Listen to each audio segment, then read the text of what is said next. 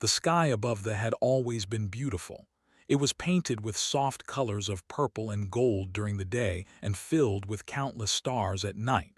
The people loved their sky. They wrote poems about it. They painted pictures of it. They believed their ancestors watched them from those distant lights. But today, the sky was full of death. Ambassador stood at the window of the Grand Council Hall and watched the warships move slowly across the heavens. There were more than 60 of them. Their dark shapes blocked out the stars like hungry shadows. Each ship carried enough weapons to burn a city to ash in seconds. Was old even by standards. Her forearms were thin now, and her blue skin had faded to a pale gray. She had served her people for over 100 years. She had seen wars and famines and plagues, but she had never seen anything like this. The Dominion wanted everything. They wanted the farms that fed billions. They wanted the workers to serve as slaves. They wanted the children to grow up knowing only chains and fear, and they had given the people 72 hours to surrender. That was 2 days ago. Now only hours remained. Behind, the council members argued in frightened voices. Some wanted to fight, even though they had almost no military. Others wanted to surrender and hope for mercy. A few simply cried quietly in their seats. Elder, the head of the council, raised his hand for silence. His voice was tired and broken when he spoke.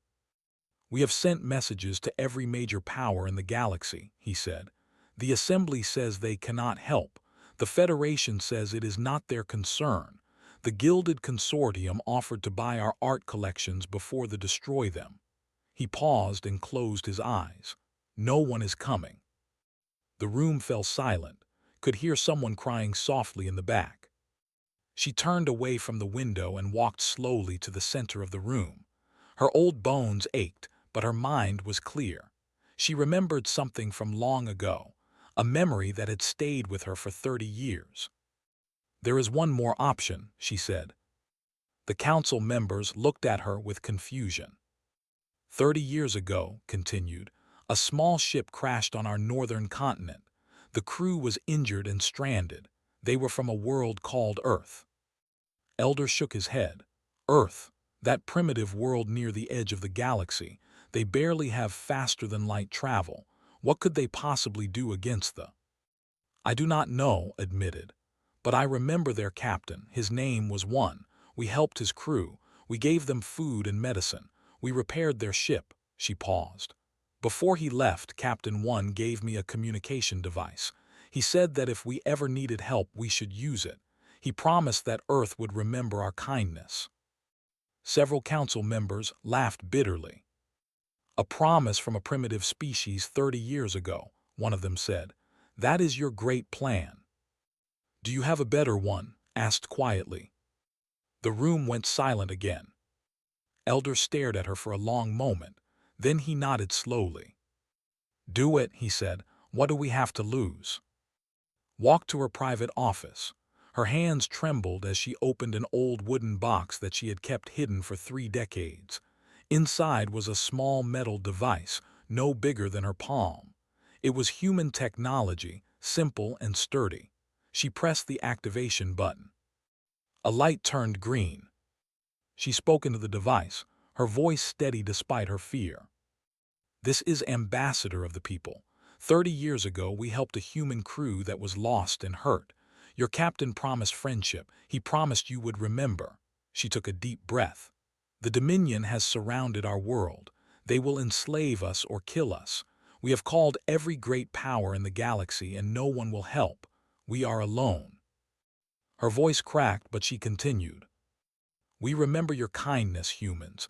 We remember Captain One's smile when he left our world. We remember the stories he told about Earth, about oceans and mountains and people who never give up." Tears ran down her face. "We are dying. Please, if anyone can hear this message, please help us." She ended the transmission and sat down heavily in her chair. The device went dark. Far above the planet, in the command center of his massive flagship, Overlord of the Dominion received a report about the transmission. His sensor officers had intercepted the signal easily. was a tall creature covered in thick gray scales. His eyes were red and cold. He had conquered 11 worlds in his career. The would be the 12th. "What is this Earth?" he asked his intelligence officer. "A small world, Overlord," the officer replied. "Very far from here. The species there is young and weak. They have only recently discovered space travel. Our records show they have never participated in any galactic conflict." Laughed, it was an ugly sound. "So they are so desperate that they call for help from primitives who live in the darkness of the outer rim." He laughed again. "How pathetic, how wonderfully pathetic." He turned to his communications officer. "Broadcast a message to the planet," he commanded. "Tell them that their cry for help has been heard by no one. Tell them that Earth cannot save them. Tell them that when the sun rises tomorrow, they will belong to the Dominion." The message was sent. On the surface, millions of heard it and wept. Ambassador heard it too. She sat alone in her office, staring at the silent human device. Perhaps the council was right. Perhaps it was foolish to hope. Perhaps Earth had forgotten them, or perhaps Earth was too far away, or perhaps humans simply did not care about a small blue world on the edge of nowhere. She closed her eyes and prayed to her ancestors for a miracle. 12,000 light-years away, in the cold darkness of space, the United Earth Navy flagship Hammer of Sol drifted in silent patrol. It was an enormous ship, 3 kilometers long, built of thick armor and armed with weapons that could crack a moon in half. It was one of 13 dreadnoughts that Earth had built in secret over the past 20 years. On the bridge, Admiral Park Dew was reviewing patrol reports when his communications officer suddenly sat up straight. "Admiral," the young officer said, her voice strange, "we are receiving a transmission. It came through the old emergency relay network." Dew frowned.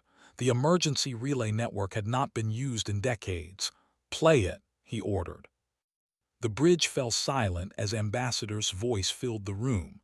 Every officer stopped working and listened. They heard her words about kindness and fear and hope. They heard her beg for help. They heard her cry. When the message ended, no one spoke.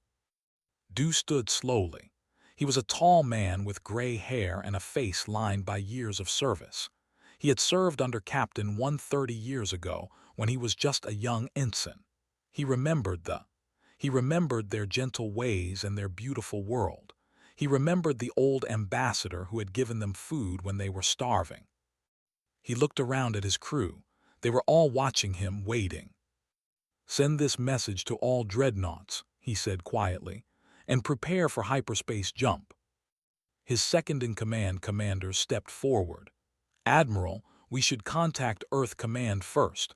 This could mean war with the—" Dew turned to her. His eyes were hard. "Someone helped us once," he said. "When we were lost and alone, someone helped us. Do you understand?" Looked at him for a long moment, then she nodded. "Plotting jump coordinates now, Admiral." The Hammer of Sol hummed with power as its engines came to life. Around it, 12 other dreadnoughts received the message and began to move. On the bridge, Dew played the message one more time. He listened to the old ambassador's voice crack with fear and hope. "Hold on," he whispered to no one. "We are coming." The United Earth Council chamber was the largest room on the planet. It sat deep underground, protected by layers of steel and stone. Representatives from every nation gathered here to make decisions that affected all of humanity. Today, they gathered to decide whether to go to war. Admiral Park Dew stood at the center of the chamber. Above him, hundreds of council members sat in rising rows, their faces lit by soft blue lights. Many of them looked angry. Some looked scared. A few looked like they had not slept in days. High Counselor Bai sat in the front row. She was young for a council member, only 40 years old, with sharp eyes and a reputation for speaking her mind. She watched the Admiral with careful attention. "Let me understand this correctly," said Counselor Ho, an old man with a harsh voice.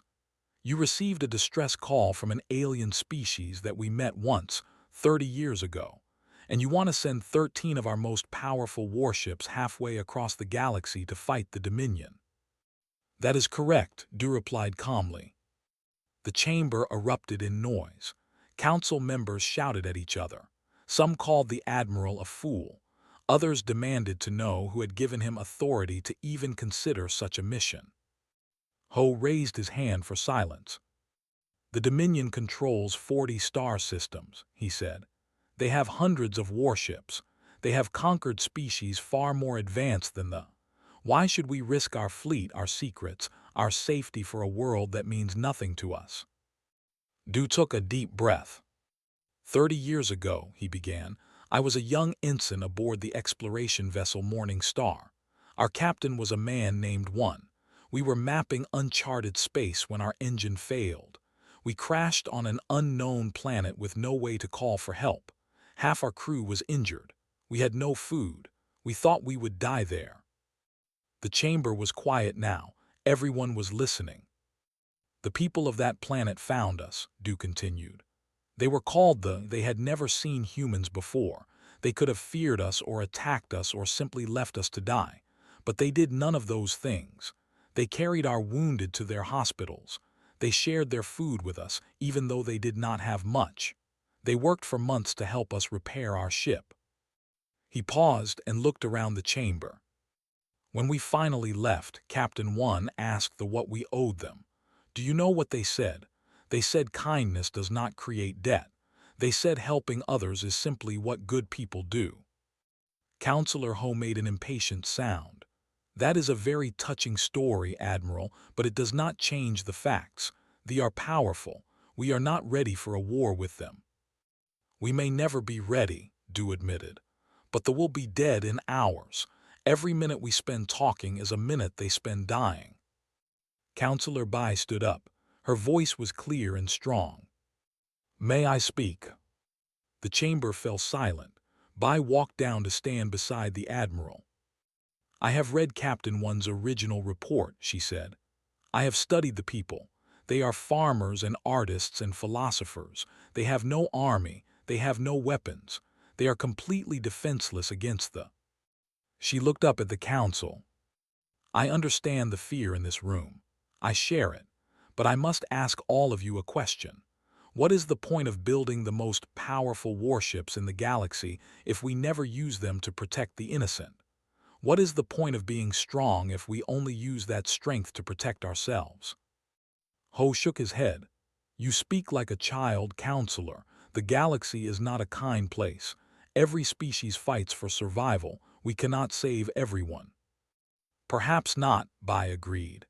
"But we can save someone. We can save this one world that helped our people when we needed it most. We can prove that humanity remembers its friends." The debate continued for another hour. Voices rose and fell. Arguments were made and rejected. But through it all, Du stood silently, watching the council argue about the lives of millions of innocent people. Finally, the vote was called. The chamber displayed the results on a massive screen. The numbers were close, very close, but in the end, the council voted against intervention by a margin of 12 votes. Du felt his heart sink. Around him, council members began to leave, already discussing other business. He turned to Commander, who had been watching from the side of the chamber. "I am sorry, Admiral," she said quietly. "You tried." Du was silent for a moment, then he straightened his shoulders. "Contact the fleet," he said. Blinked Admiral. "The council has made their decision," Du said. "But I have made mine. I will not let those people die. If the council wants to stop me, they can court-martial me when I return." Stared at him. "You will lose your career. You could lose your freedom." "Then I will lose them." Du looked at her with steady eyes. "But I will not lose my honor. I will not be the man who heard a cry for help and did nothing. Will you come with me?" Was silent for a long moment. Then she nodded slowly. "I will follow you, Admiral, wherever you go." They walked out of the chamber together. Counselor Bai caught up with them in the corridor. "Admiral," she called, "wait." Du stopped and turned. "I heard what you said," Bai told him. "You are going anyway." "Yes." Bai smiled. It was a sad but proud smile. "Then go quickly," she said. "I will try to delay any official response. I will buy you as much time as I can." Du bowed his head. "Thank you, counselor." "Thank me by bringing those ships back safely," she replied, "and by saving those people." 3 hours later, Admiral Du stood on the bridge of the Hammer of Soul. Around him, his crew prepared for the hyperspace jump. Every station was active. Every officer was focused. Du had given his crew a choice. He had told them the truth about the Council's decision. He had told them that following him could end their careers. He had offered to let anyone leave who wanted to. Not a single person left. Commander stood beside him, reviewing the jump calculations. "All 13 dreadnoughts are in position," she reported. "Engines at full power, weapons charged, medical teams standing by." Du nodded. "How long until we reach the system?" 18 hours at maximum speed," replied. "We will arrive with approximately 4 hours before the deadline." "Then we will have 4 hours to win a war," Du said. Looked at him. "Admiral, they have 60 ships. We have 13. Even with our firepower, the odds are against us." "The odds are always against someone," Du replied. "But I have learned something in my years of service. Numbers do not win battles. Will does. Courage does. And I believe our people have more of both than they have ever seen." He stepped forward and opened a channel to all 13 ships. "This is Admiral Park Du," he said. "In a few seconds we will jump into the unknown. We go to help people who cannot help themselves. We go to answer a call that the galaxy ignored. We go because someone helped us once and we do not forget." He paused. "The belief that humans are weak and primitive. Today we will teach them otherwise. Today we will show the galaxy what happens when humanity decides to fight. Today we will prove that when the innocent cry out for help, Earth answers." He looked at and nodded. "Execute jump." The stars stretched into lines of light. The 13 dreadnoughts vanished into hyperspace, leaving behind a trail of energy that faded slowly into the darkness. Far away on the Ambassador watched the sun begin to set. Another night was coming. The bombardment had started hours ago. Small strikes on empty fields and forests, meant to terrorize rather than destroy. Soon, the real killing would begin. She sat in her office, the human communication device still clutched in her hands. It had been silent since she sent her message. No response, no hope. But she did not put it down. She held it close to her chest and watched the burning sky. Somewhere in the depths of hyperspace, Admiral Du reviewed the battle plans one more time. "Send one message ahead," he ordered. "Short-range burst. Make sure to receive it." "What message, Admiral?" the communications officer asked. Du thought of the old ambassador and her desperate words. He thought of Captain One and the promise made 30 years ago. He thought of every person on that small blue world who was waiting to die. 2 words, he said. "Hold on." The message raced ahead through subspace, traveling faster than even the dreadnoughts could move. On the ambassador's device suddenly came to life. A small light blinked green, and a voice spoke 2 simple words in a language she barely remembered. "Hold on." She stared at the device for a long moment. Then, for the first time in days, she smiled.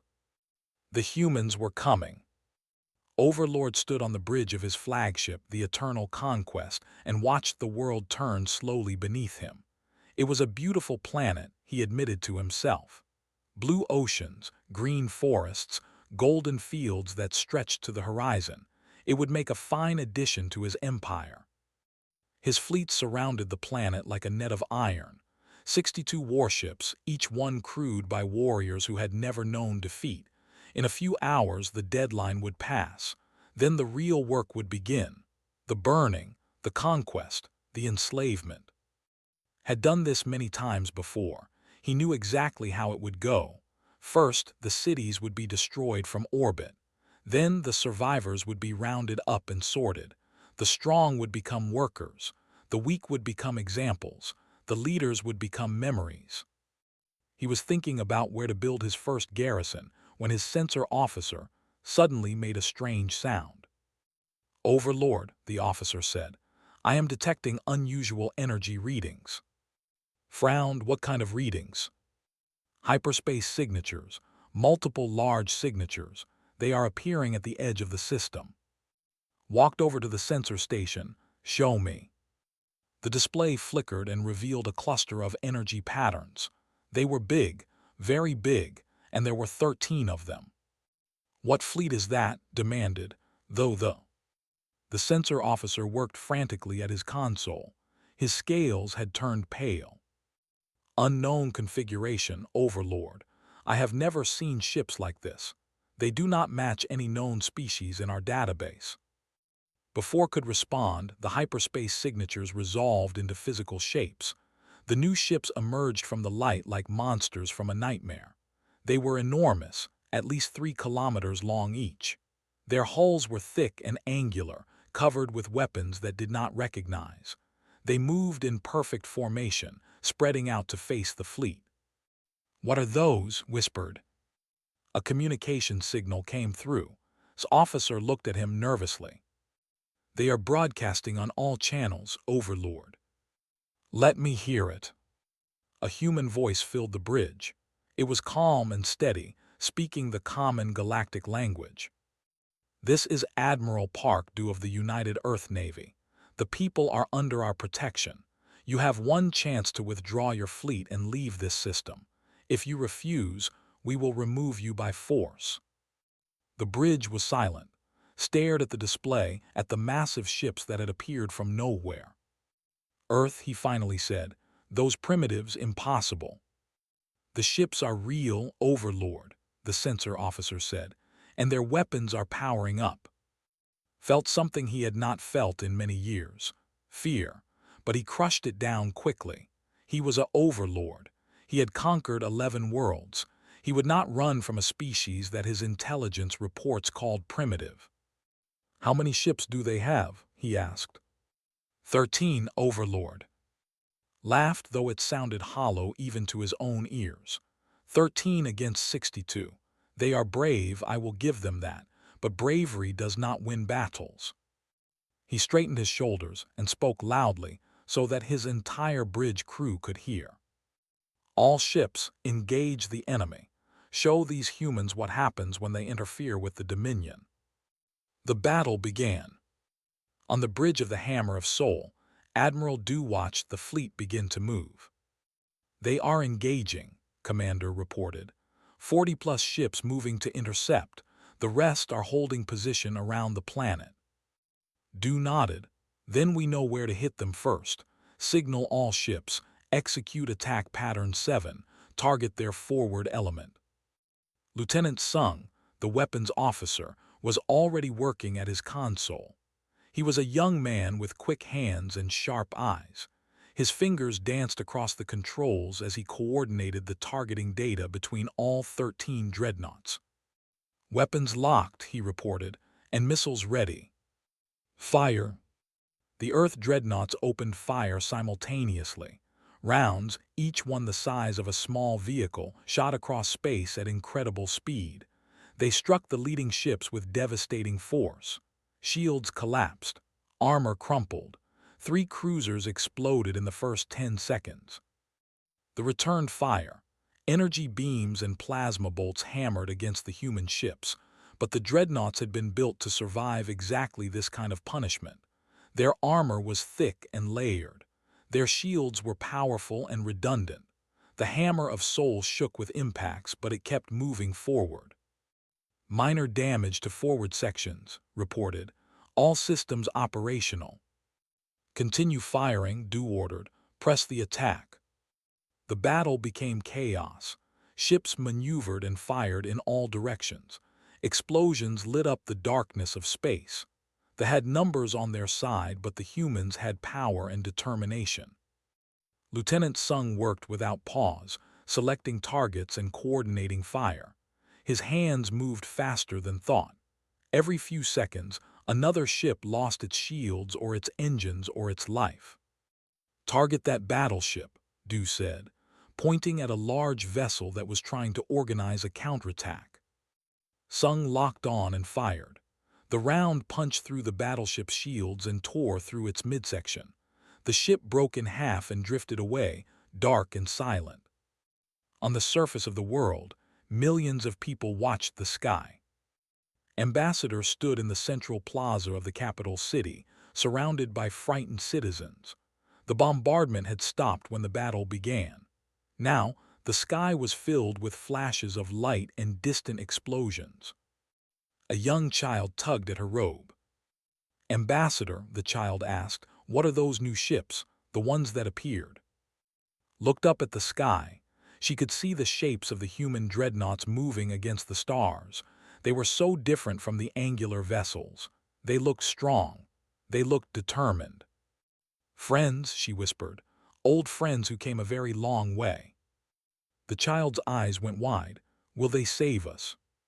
Did not know the answer, but she smiled anyway. "They are trying," she said. "They are trying very hard."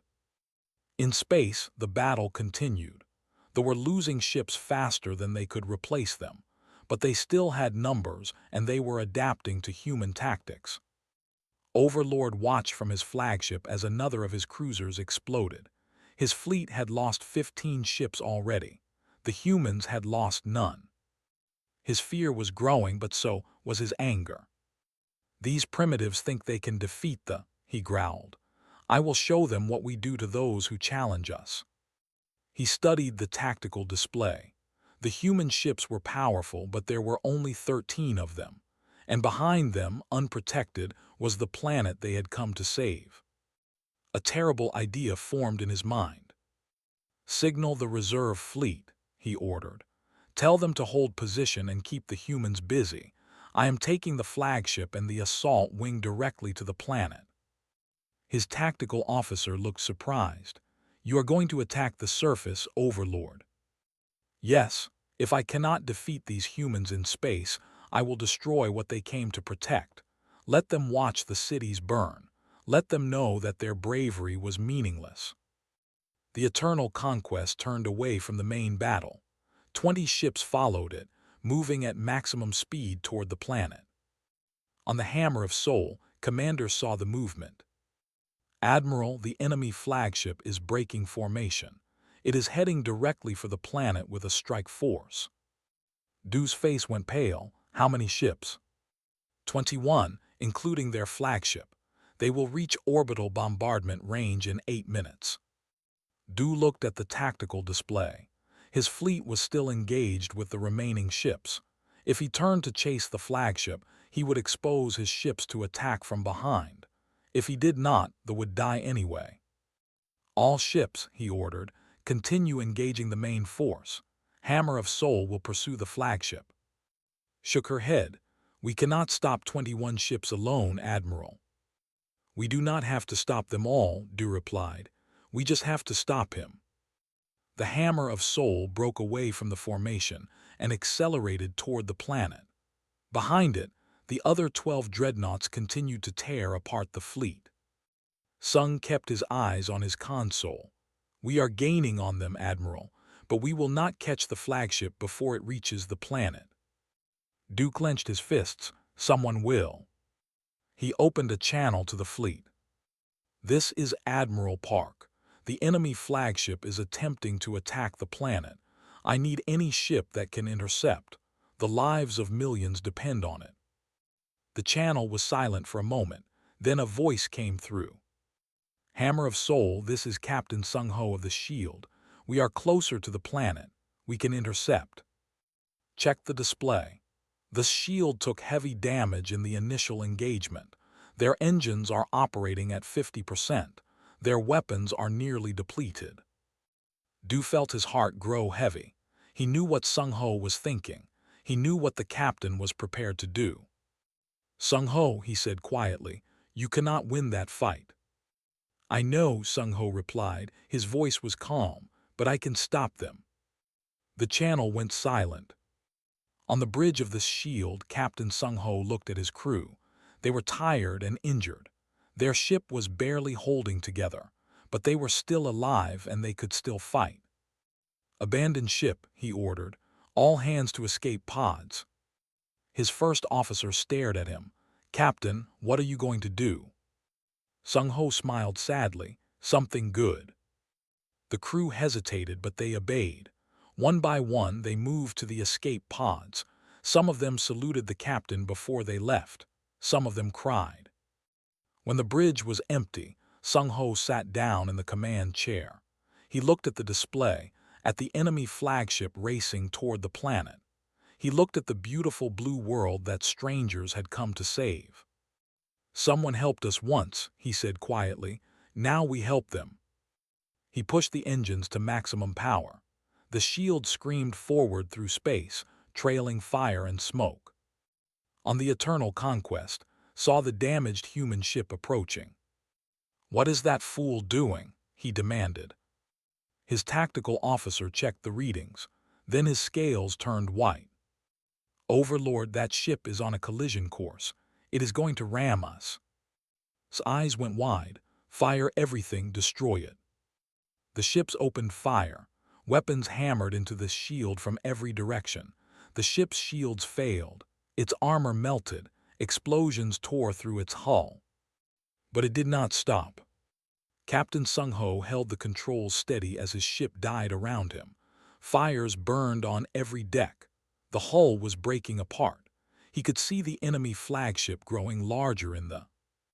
He thought of his daughter back on Earth. He thought of the letter he had written her but never sent. He hoped she would understand. Enough, he whispered. The shield struck the Eternal Conquest at full speed. The collision was enormous. Both ships crumpled together in a ball of fire and metal. The explosion lit up the sky like a second sun. Overlord died, without ever understanding what humans were willing to sacrifice for strangers. On the surface, Ambassador saw the massive explosion. The people gasped and pointed at the sky. The child beside her looked up with wonder. What happened, Ambassador? Felt tears running down her face. She did not know who had been on that ship. She did not know their name or their face, but she knew what they had done. A hero, she said softly. A hero saved us. Above the planet, the remaining ships fell into chaos. Without their overlord, they did not know what to do. Some tried to flee. Others surrendered. The battle was not over, but the tide had turned. And on the Hammer of Soul, Admiral Du stood in silence, listening to the last transmission from the shield. One word, spoken by a brave man in his final moment. Enough. The explosion faded slowly, leaving behind a cloud of twisted metal and dying fire. Where the Eternal Conquest and the shield had collided, there was now only debris. 2 ships, 2 crews, 2 commanders, all gone in a single moment of terrible violence. Admiral Park Du stood on the bridge of the Hammer of Soul and watched the debris drift through space. His hands were steady, but his heart was broken. Admiral, Commander said quietly, the enemy strike force is in disarray. 17 ships remain. They are requesting orders, but their command structure has collapsed. Du nodded slowly. He forced himself to focus on the battle. There would be time to mourn later. Right now, people were still dying. Order all ships to converge on the remaining vessels, he said. Offer them one chance to surrender. If they refuse, destroy them. The 12 remaining Earth dreadnoughts moved with deadly purpose. They surrounded the confused ships like wolves circling wounded prey. On open channels, human officers broadcast the surrender terms in every language they knew. Most of the ships lowered their weapons and powered down their engines. Their captains had seen what happened to the flagship. They had seen the human ship sacrifice itself without hesitation. They had no desire to face enemies who fought like that. But some refused to surrender. These ships tried to fight or flee. They did not survive. Within an hour, the battle was over. Lieutenant Sung leaned back in his chair and let out a long breath. His hands were shaking now that the fighting had stopped. He had fired thousands of rounds during the battle. He did not know how many he had killed. He did not want to know. Final count, reported. 41 enemy ships destroyed, 21 ships captured. Our fleet lost 1 ship, the Shield. 12 ships remain operational, though several have significant damage. Casualties? Du asked. His face was grim. 347 confirmed dead, over 1,000 wounded. Most of the dead are from the Shield. Du closed his eyes. 347 lives. 347 families that would receive terrible news. 347 empty chairs at dinner tables back on Earth. But millions were still alive because of their sacrifice. Begin rescue operations, he ordered. Search for survivors in the debris fields. I want medical teams standing by.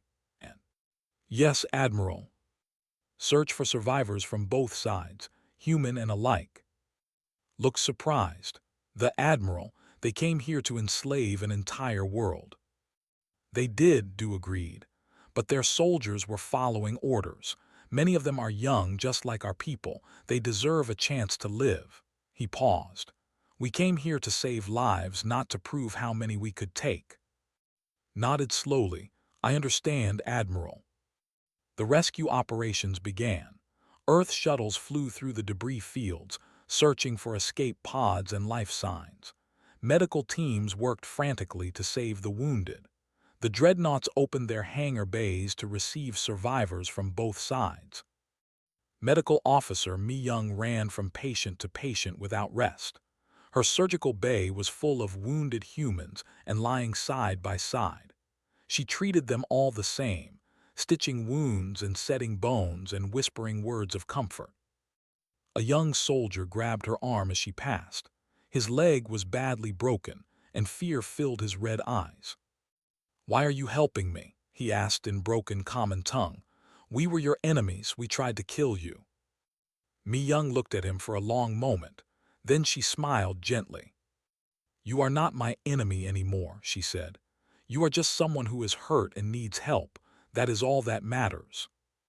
The soldier stared at her with confusion. Mi Young patted his arm and moved to the next patient. On the planet's surface, Ambassador watched the sky change. The flashes of battle had stopped. The ships were no longer visible. Instead, she could see the human dreadnoughts moving into peaceful orbits around her world.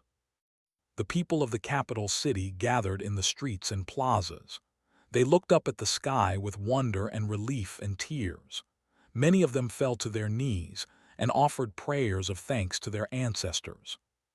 Elder found in the central plaza. His old face was wet with tears. You did it, he said. Your message reached them, the humans came. Shook her head. I only sent a cry for help. They are the ones who answered. They are the ones who fought and died for us. She looked up at the massive shape of the hammer of Soul as it passed overhead. Somewhere on that ship was the man who had saved her world. She wanted to thank him. She wanted to tell him what his sacrifice meant. She wanted to ask him why. A shuttle descended from the sky and landed in the plaza. The crowd moved back to make room. When the doors opened, a tall human man stepped out. He wore a dark uniform with medals on his chest. His face was tired and sad, but his eyes were kind. Walked forward to meet him. She moved slowly because her old bones ached, but she did not stop until she stood face to face with Admiral Park Du. For a moment, neither of them spoke. Then bowed deeply, all 4 of her arms pressed together in the traditional gesture of deepest respect. Thank you, she said, her voice broke. Thank you for coming, thank you for remembering. Du bowed in return.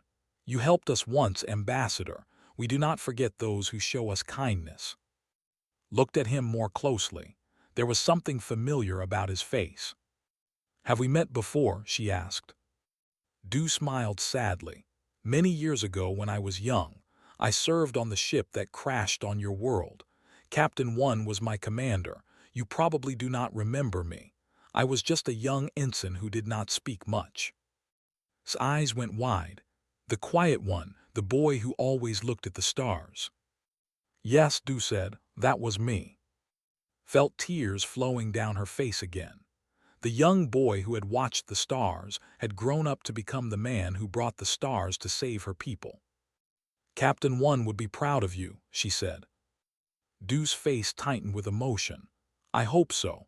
I try to live by his example every day. He reached into his pocket and pulled out a small metal object. It was a service medal, the kind that human military officers wore on their uniforms. But this one was charred and bent, damaged by fire and impact. This belonged to Captain Sung Ho, Du said quietly. He was the one who stopped the enemy flagship. He sacrificed his ship and his life to protect your world. Took the medal carefully. It felt heavy in her hands, heavier than such a small thing should be. We will honor him, she said. We will remember his name forever. His sacrifice will become part of our history, our stories, our hearts. Du nodded. That is all he would have wanted. Around them, the people began to approach. They were cautious at first, unsure how to treat these strange visitors who had fallen from the sky. But when they saw speaking with the human admiral, they grew bolder. A young woman brought flowers. An old man offered food. Children peeked from behind their parents, curious and excited. One little girl walked right up to Du and offered him a small toy, a carved figure of a creature from legend. For you, she said in careful, simple words. You are a guardian like in the stories. Du knelt down to accept the gift. He held it gently, as if it were made of precious metal. Thank you, he said. I will treasure this forever. The little girl smiled and ran back to her mother. Commander approached and saluted. Admiral, the rescue operations are complete. We have recovered all survivors from the debris fields. Medical teams report that most of the wounded will survive.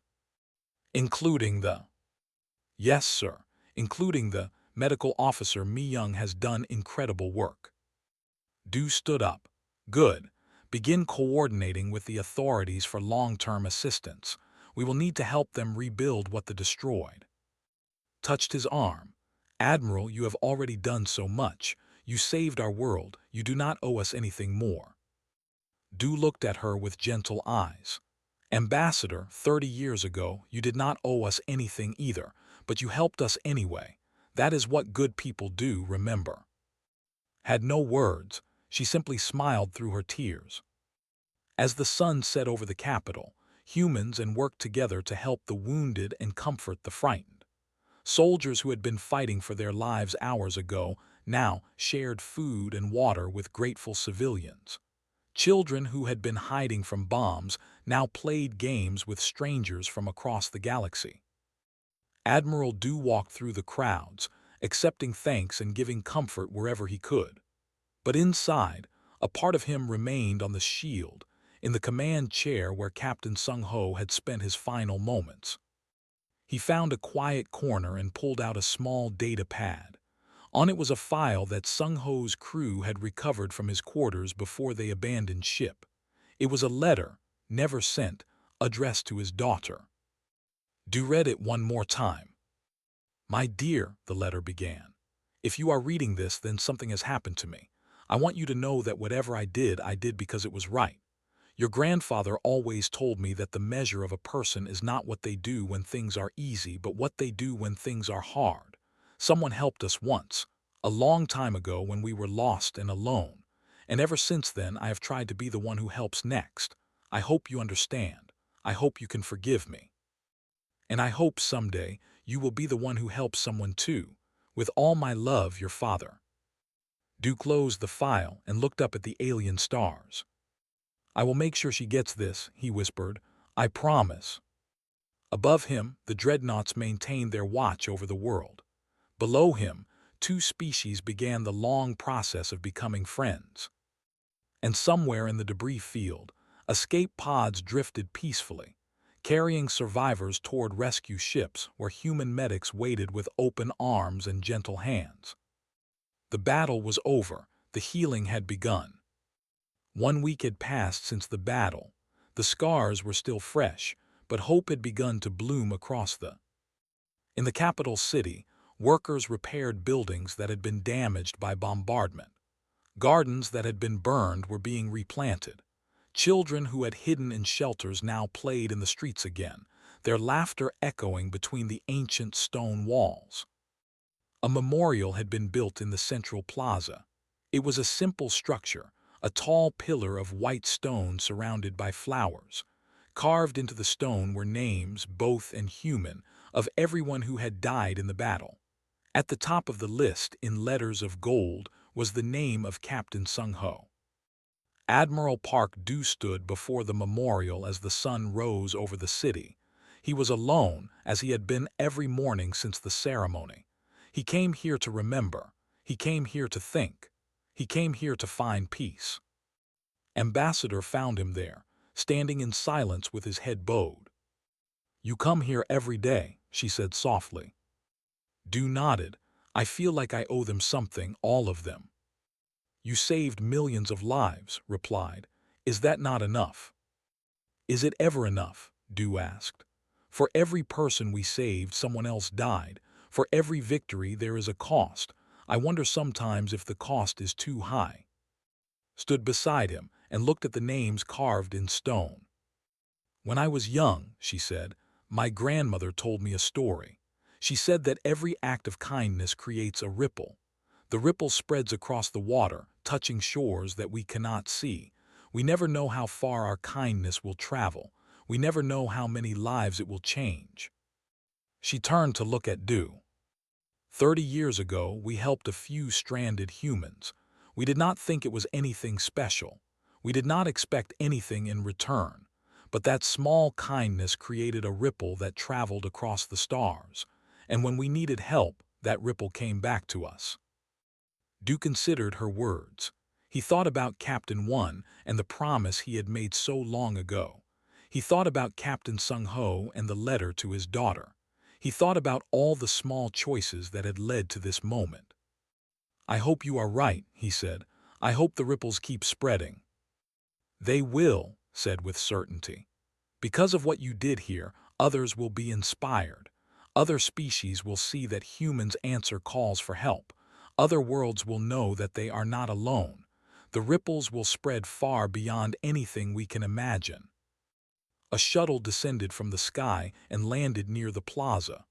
Commander stepped out, followed by a woman that Du did not recognize. "Admiral," said as she approached, "I apologize for the interruption, but there is someone you should meet." The woman was human, young and slender with dark hair and sad eyes. She walked toward Du slowly, as if each step was difficult. "Admiral Park," she said, "my name is, I am Captain Sung-ho's daughter." Du felt his heart tighten. "I know who you are. Your father spoke of you often. He was very proud of you." His eyes glistened with tears. "Counselor Bai told me what happened. She arranged for me to come here. She said you have something that belonged to my father." Du reached into his pocket and pulled out the letter. He had carried it with him every day, waiting for this moment. "He wrote this for you," he said. "He never got the chance to send it. I think he wanted you to understand why he did what he did." Took the letter with trembling hands.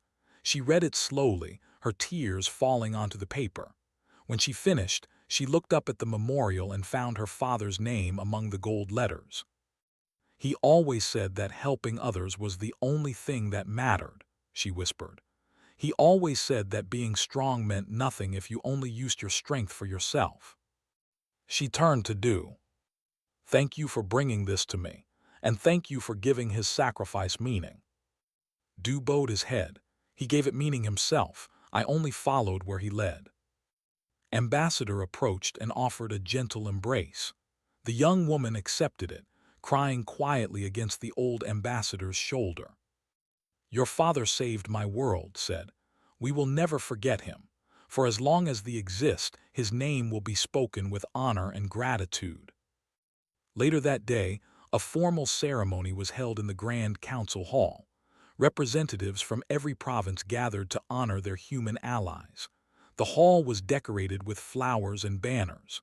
Musicians played soft, beautiful music.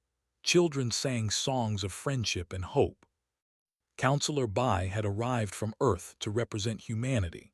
She stood beside Admiral Dua's ambassador, addressed the crowd. 1 week ago, began, we faced extinction. The Dominion came to destroy us, to enslave us, to erase everything we had ever built. We called for help and the galaxy turned its back. We were alone. She paused and looked at the human delegation. Then Earth answered.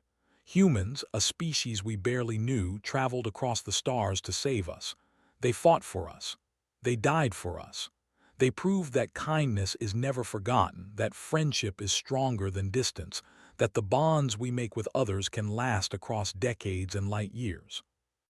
The crowd applauded. Many were crying, many humans were too.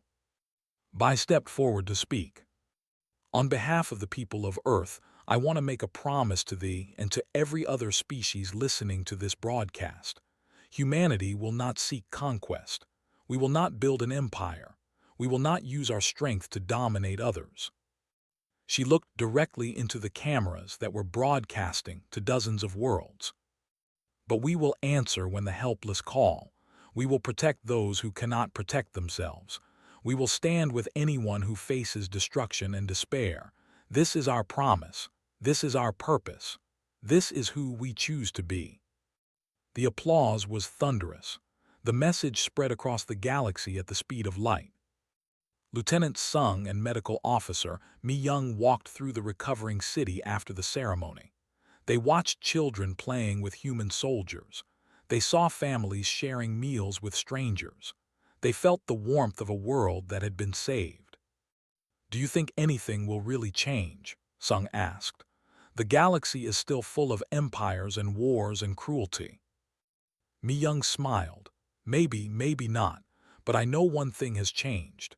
They are not alone, and every species that watched this will know that when they cry for help, someone might actually answer. She pointed at a group of children drawing pictures on the pavement. They were drawing the battle, with human ships depicted as guardian spirits with wings and fire. Those children will grow up and tell their children about what happened here, Mi Young said. And those children will tell their children. The story will spread. The hope will spread. And maybe, someday, the galaxy will be different because of what we did today. Sung watched the children for a long moment. Then he nodded. I hope you are right. On the bridge of the Hammer of Soul, Admiral Du prepared his fleet for departure. They had asked them to stay longer, but there was work to be done elsewhere. The galaxy was vast, and there were others who needed help. Commander entered with a data pad. Admiral, she said, we have received a new transmission, another distress call. Du looked up. From where? A small mining colony near the outer rim. They say raiders are attacking. They say no one will help them. Paused. They say they have heard what Earth did for the. They say they are hopping for a miracle. Du stood slowly. He walked to the main and looked out at the stars. So many stars, so many worlds, so many people who were afraid and alone. He thought about Captain Sung Ho's letter. Someone helped us once. I want to be the one who helps next. He thought about Ambassador's words. Every act of kindness creates a ripple. He thought about Counselor Bai's promise. We will answer when the helpless call. The crew was watching him, waiting for orders. They were tired. They were still mourning their dead, but they were ready. Du smiled, tired but determined. Plot a course, he said. Smiled back. To the mining colony, Admiral. To the mining colony, and then to wherever they need us next. He turned to face his crew. The galaxy has ignored the helpless for too long. Today that changes. Today and every day after, Earth answers. The Hammer of Soul hummed with power as its engines came to life. The other dreadnoughts fell into formation. One by one, they jumped into hyperspace, leaving behind a world that would never forget them.